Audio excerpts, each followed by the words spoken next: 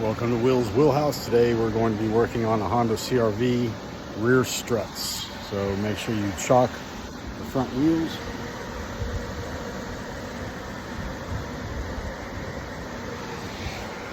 We'll be raising the rear of the vehicle, but before you do that, fold your seats forward. Remove this panel and remove these two nuts on each side of the vehicle.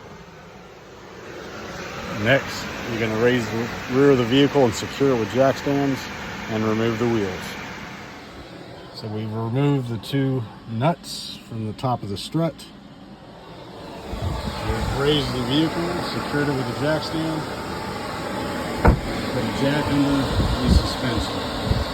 Now we're going to be removing the bottom bolt for the strut.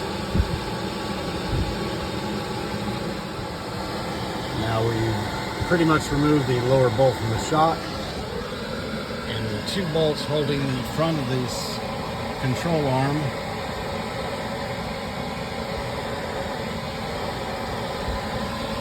from the body to relieve stress from the suspension. Now we can move it and remove this shock.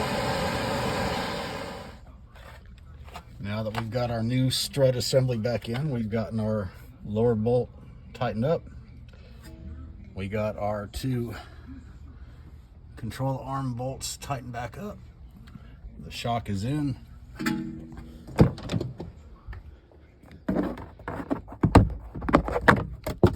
got the two bolts re-secured inside the vehicle.